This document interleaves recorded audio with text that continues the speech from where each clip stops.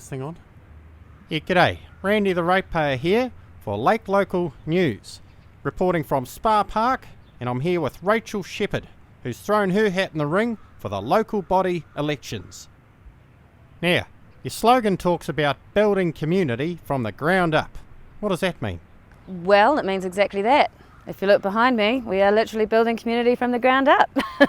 What you see here is the new Topol Time Bank Community Garden, which is all about bringing community together. Time Bank, what's that?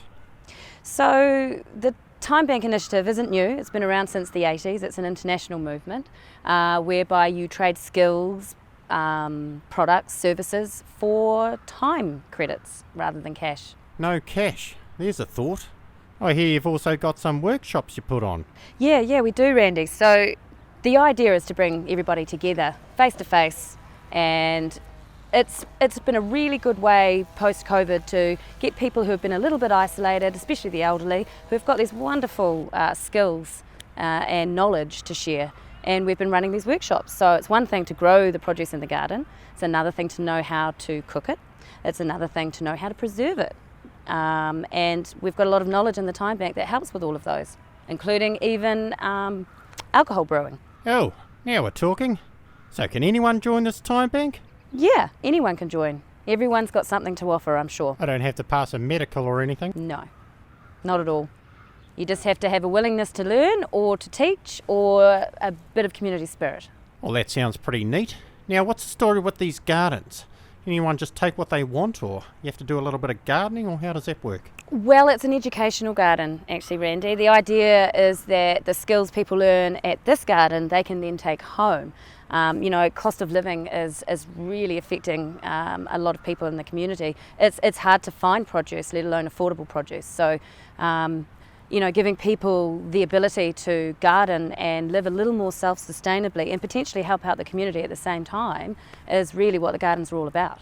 Yeah, well, that sounds good, Rachel. Now, tell me, what does a councillor even do? I don't know how to answer that right now. What is it, top secret?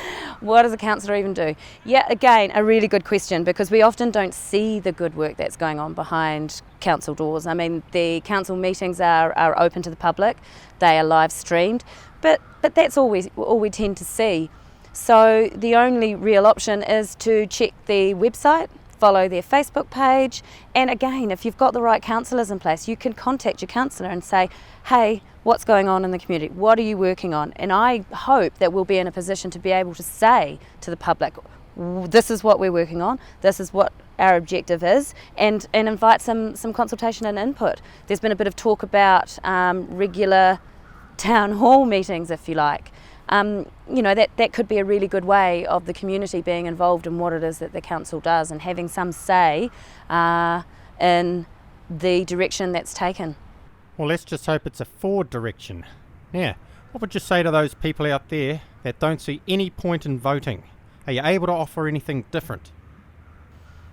Yeah, that's a good question, Randy. There's typically a lot of people in our community don't vote. In fact, I think it's only about 40% do go to the effort of voting. But unless you're going to throw your hat in the ring and actually work on council yourself, this is the only way to have a say. Your vote literally is your voice. So I encourage anyone who's thinking about voting to get out there and get to know who it is you're potentially voting for. You can ask them questions, you can email them, you can call them, and just find out what their view is on a few of the, I guess, more topical movements within the council at the moment. We've got a lot happening. Governance is a pretty complicated thing. So we've got 3 waters, we've got changes to the Resource Management Act, there's changes to the Local Government Act. The town is growing exponentially, so that means new, infrastructure, which means more spending. There's a lot to consider. And if you are not going to vote and you're not going to work on council, what are you going to do? It's your community too. Too bloody right. Now, talk to me like I'm an idiot. How do you even vote? How do you do that? Well, you need to make sure, first of all, you're on the electoral roll. And if your details are current and up to date, then you'll get your voting forms in the mailbox sometime after the 16th of September. And then you've got until, I believe, the 8th of October to get your vote in the mail. So you've actually got to post mail in order for your vote to be received. So find a post box and pop your voting form in there. As simple as that. Oh, well, thank you, Rachel, for talking to me today, and thank you out there for listening. And please make sure you vote. This is Randy the Ratepayer, signing off.